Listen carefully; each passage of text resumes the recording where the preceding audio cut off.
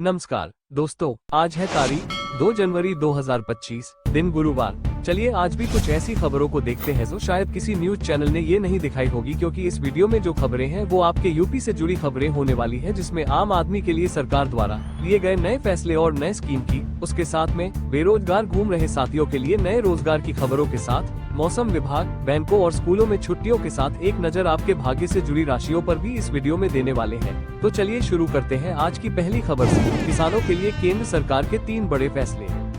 नए साल की शुरुआत में केंद्र सरकार ने किसानों के हित में 3 बड़े फैसले लिए हैं। उत्तर प्रदेश के कृषि मंत्री सूर्य प्रताप शाही ने प्रधानमंत्री नरेंद्र मोदी का आभार व्यक्त करते हुए कहा कि ये फैसले किसानों को आर्थिक मजबूती देंगे।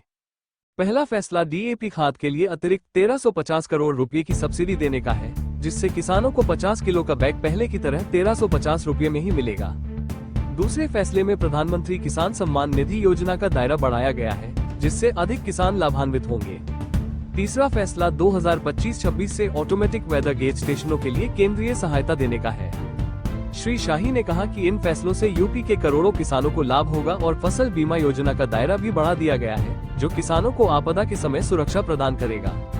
एक और बड़ी खबर आ रही है दोस्तों, आपको बता दें 2 दिनों में मौसम बदलेगा, कम होगी गर्मी। पश्चिमी विक्षोभ के प्रभाव से प्रदेश में मौसम 2 से 3 दिनों में करवट लेगा। मौसम विभाग के अनुसार कोहरा छटेगा और धूप खिलने से गलन कम होगी। दिन का तापमान 4 से 6 डिग्री और रात का तापमान 2 से 4 डिग्री तक बढ़ने की संभावना है। पछुआ हवाओं के साथ दक्षिणी हवाएं भी चलेंगी, जिससे ठंड में कमी आएगी। हालांकि तराई इलाकों में हल्का से मध्यम कोहरा रहेगा। राजधानी लखनऊ में बुधवार को सुबह सर्द हवाओं का असर दिखा, लेकिन दोपहर में धूप निकलने से मौसम खुशनुमा हो गया। मौसम वैज्ञानिक अतुल कुमार सिंह ने बताया कि आने वाले दिनों में ठंड से थोड़ी राहत मिलेगी और दिन के तापमान में सुधार होगा। अब इधर देखिए, अगली खबर आ रही है वाराणसी गोरखपुर 4 लेन से पूर्वांचल को नई रफ्तार। मऊ जिले में वाराणसी गोरखपुर 4 लेन का निर्माण कार्य तेजी से जारी है। इस 4 लेन ओवरब्रिज पर निर्माण कार्य के लिए 99 करोड़ 62 लाख रुपए की मंजूरी दी गई है। इस साल जिले को अत्याधुनिक 4 लेन ओवरब्रिज की सौगात मिलेगी, जिससे रेलवे फाटक पर लगने वाले जाम से राहत मिलेगी। बाल निकेतन ओवरब्रिज के साथ साथ मऊ जंक्शन और मेडिकल कॉलेज का भी विकास किया जा रहा है। 3 रोडवेज डिपो और तीसरे राजकीय महाविद्यालय के नवीनीकरण का काम भी शुरू हो चुका है। इस 4 लेन परियोजना से पूर्वांचल के जिलों को नई गति और विकास के अवसर मिलेंगे। चलिए नजर डालते हैं एक और बड़ी खबर पे। लखनऊ की 68 ट्रेनों के समय में बदलाव। 1 जनवरी से रेलवे की नई समय सारिणी लागू हो गई है, जिसके तहत लखनऊ मंडल की 68 ट्रेनों के समय में बदलाव किया गया है। गोमती नगर जयपुर एक्सप्रेस अब ऐशबाग से शाम 5:45 पर चलेगी। इसी तरह पुणे गोरखपुर एक्सप्रेस अब रात 12:40 पर गोरखपुर पहुंचेगी। स्पेशल अनारक्षित पैसेंजर ट्रेनों को नियमित श्रेणी में बदलने का फैसला लिया गया है। 4 जनवरी से 5 जोड़ी ट्रेनों के नंबर भी बदले जाएंगे। पूर्वोत्तर रेलवे के सीपीआरओ पंकज कुमार सिंह ने बताया कि समय में बदलाव ज्यादातर 5 मिनट का ही किया गया है। एक और बड़ी खबर आ रही है दोस्तों, आपको बता दें गोरखपुर वाराणसी 4 लेन पर टोल टैक्स शुरू। गोरखपुर वाराणसी 4 लेन मार्ग पर कसेहार टोल प्लाजा पर 1 जनवरी से टोल टैक्स वसूला जाने लगा है।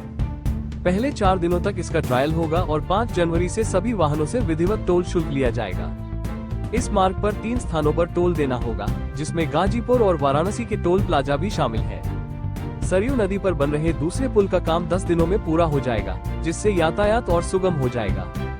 जेपी फर्म ने बताया कि स्ट्रीट लाइट लगाने का काम पूरा कर लिया गया है और टोल प्लाजा पर स्टाफ की तैनाती भी हो गई है।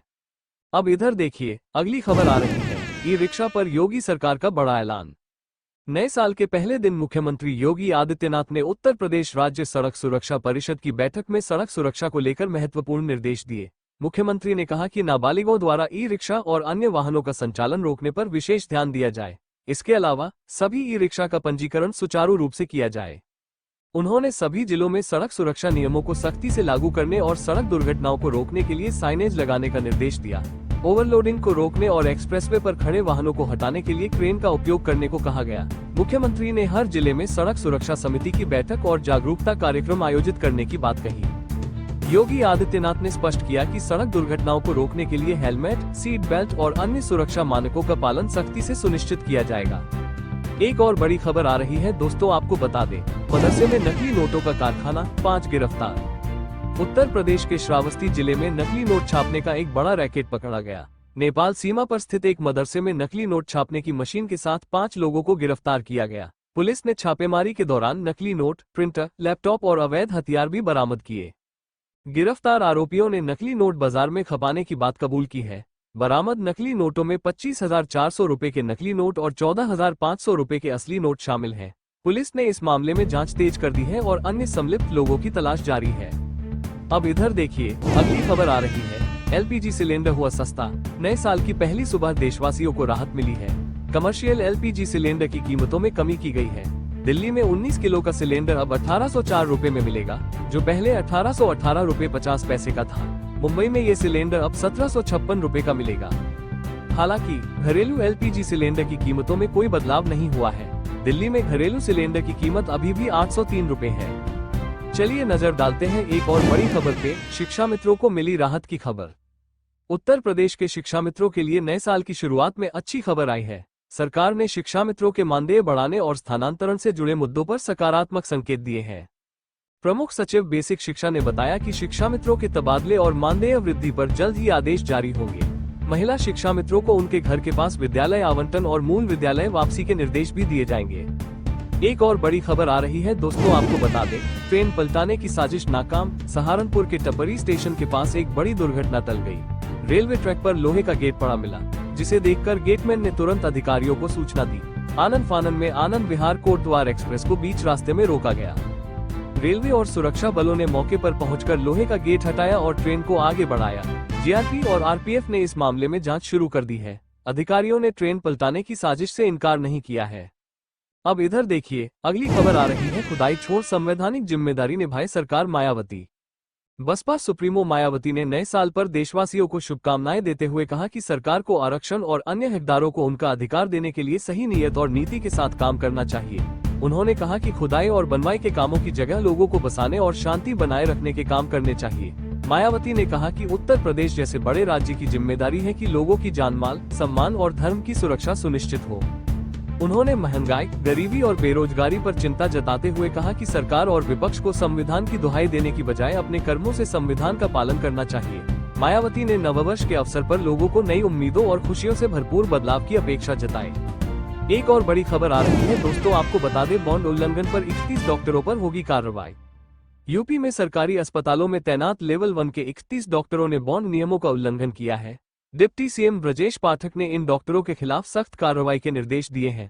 उन्होंने बताया कि पोस्ट ग्रेजुएट पढ़ाई के लिए नियमों के तहत छूट दी जाती है, लेकिन कई डॉक्टर अनुपस्थित रहते हुए शासकीय शर्तों का पालन नहीं कर रहे हैं। इन डॉक्टरों को आरोप पत्र दिए जाएंगे और 1 करोड़ रुपये जुर्माना वसूलने की प्रक्रिया शुरू की जाएगी। डिप्टी सीएम ने कहा कि नियमों की अनदेखी किसी भी स्तर पर बर्दाश्त नहीं होगी। सभी जिलों के सीएचसी और पीएचसी में डॉक्टरों की उपस्थिति सुनिश्चित करने के निर्देश दिए गए हैं। चलिए नजर डालते हैं एक और बड़ी खबर पे। यूपी पुलिस की पॉडकास्ट बियॉन्ड द बैज की शुरुआत। यूपी पुलिस ने बियॉन्ड द बैज नाम से एक पॉडकास्ट श्रृंखला शुरू की है। इस पहल के तहत रिटायर्ड डीजी एसएन सावत का पहला साक्षात्कार डीसीपी रवीना त्यागी ने लिया। इस पॉडकास्ट में पुलिस अधिकारियों के अनुभव, कठिनाइयों और निजी जीवन से जुड़ी बातें साझा की जाएंगी। डीजीपी प्रशांत कुमार ने कहा कि यह पॉडकास्ट नए पुलिस अधिकारियों को प्रेरणा देगा और कानून व्यवस्था बनाए रखने में मदद करेगा। इस पॉडकास्ट को यूपी पुलिस के यूट्यूब चैनल और सोशल मीडिया पर प्रसारित किया जाएगा। यह नागरिकों और पुलिस के बीच बेहतर संवाद स्थापित करने का माध्यम बनेगा। एक और बड़ी खबर आ रही है दोस्तों, आपको बता दें, चालान पर सख्ती, लाइसेंस होगा निरस्त। सीएम योगी आदित्यनाथ ने यातायात नियम तोड़ने वालों पर सख्त कार्रवाई के निर्देश दिए हैं। उन्होंने कहा कि बार बार चालान होने पर वाहन का ड्राइविंग लाइसेंस और परमिट निरस्त कर दिया जाएगा। सड़क हादसों को रोकने के लिए 6 से 10 जनवरी तक सड़क सुरक्षा जागरूकता कार्यक्रम चलाने के निर्देश दिए गए हैं। मुख्यमंत्री ने नाबालिगों द्वारा ई रिक्शा चलाने और ओवरलोडिंग पर सख्त रोक लगाने को कहा। उन्होंने कहा कि जिलों में सड़क हादसों के हॉटस्पॉट चिन्हित कर उनके समाधान की योजना बनाई जाए। साथ ही जागरूकता के लिए सभी जिलों और तहसीलों में होर्डिंग्स लगाई जाए। हेलमेट, सीट बेल्ट और अन्य सुरक्षा नियमों का पालन अनिवार्य किया जाएगा। तो दोस्तों, ये थी आज की कुछ महत्वपूर्ण खबरें और जानकारियां जो आपके लिए बेहद उपयोगी साबित हो सकती हैं। ऐसी जानकारी आपको शायद और कहीं एक साथ न मिल सके, इसलिए रोज की ताज़ा खबरों के लिए हमारे चैनल को सब्सक्राइब जरूर करें और वीडियो को लाइक नहीं किया तो लाइक करें। साथ में अपने जिले का नाम कमेंट में लिखें ताकि आपके जिले से जुड़ी हर जानकारी आप तक पहुंच सके। धन्यवाद। जय हिंद, जय भारत।